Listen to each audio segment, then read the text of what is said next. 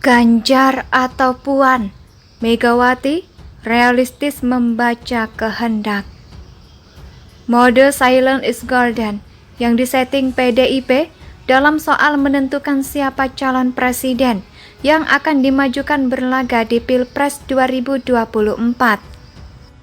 Menggambarkan betapa matang dan penuh perhitungannya PDIP ini dalam mengatur strategi, diam dalam ketenangan, sekali waktu trik-trik seolah terjadi silang pendapat, dan adanya dua kubu di internal DPP PDIP dimunculkan, mulai dari Hasto yang menyentil sana-sini sebagai strategi menakar sejauh mana kuatnya partai-partai mendukung capres yang telah mendahului deklarasi.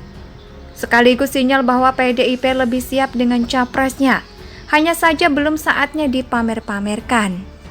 Skenario Bambang Pacul yang selalu membonsai elektabilitas Ganjar Pranowo sesungguhnya memang bertugas memacul, membersihkan jalan yang akan dipakai, menggelar karpet merah bagi pencapresan Ganjar Pranowo sendiri. Munculnya Dewan Kolonel versus Dewan Kopral yang memang digunakan sebagai tes ombak dukungan, hingga yang terakhir teguran PDIP kepada Ganjar Pranowo yang dianggap mendahului titah sabda Megawati. Sepertinya merupakan tanda-tanda, meski samar, yang harus dilihat sebagai tetap berpeluangnya Ganjar Pranowo menjadi capres PDIP 2024. Jika kita mencermati, sesungguhnya tidak ada yang salah dengan statement Ganjar Pranowo yang menyatakan kesiapannya menjadi capres melalui PDI Perjuangan.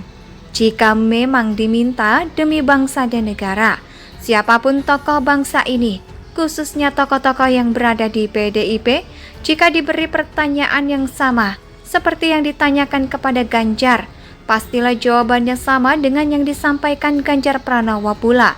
Itulah spirit perjuangan kader PDIP, gemblengan Megawati. Ini bukan pujian, abang-abang lambe. Terbukti di tangan Megawati banyak lahir tokoh-tokoh yang unggul dalam kredibilitas, kapabilitas, dan integritas. Selain itu juga terbentuk kader-kader yang cerdas secara emosional, berkemampuan komunikasi yang efektif, selalu percaya diri dan optimis tanpa berjarak tak bersekat dengan rakyat kecil, cerdas menganalisis dan tepat dalam mengambil keputusan dan menginspirasi. Dan yang pasti, wawasan kebangsaan dan bernegaranya selalu berkiblat pada Pancasila, Undang-Undang 1945, dan NKRI, bukan berkiblat pada impian kekilafahan ataupun cara bernegara lain yang tidak cocok, bahkan cenderung menggerus dan menghancurkan Pancasila, Undang-Undang 1945, dan NKRI. Joko Widodo salah satunya dari sekian banyak kader PDIP yang oleh Megawati dipilih dan diberi kepercayaan menakodai jalannya pemerintahan di Republik tercinta ini. Kurun waktu 8 tahun telah mampu mengubah dan mengembalikan wajah Indonesia yang sesungguhnya dan mampu berlari mengejar ketertinggalan Indonesia dari negara-negara lain. Serta dengan keberanian tinggi, mampu merebut kembali aset-aset bangsa yang selama ini dirampas dan dikuasai asing. Untuk selanjutnya, aset bangsa itu kembali menjadi sarana terciptanya kemakmuran rakyat, bangsa dan negara Indonesia.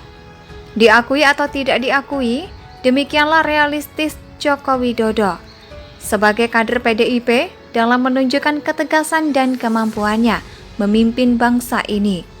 Bagi warga bangsa yang selalu menggunakan nalar kebenaran berpikir, menghargai, bangga, dan mencintai Indonesia, tentu tidak sedikit pun akan menafikan, menolak, menampik, mengingkari, dan menyangkal kenyataan perubahan arah kemajuan Indonesia saat ini.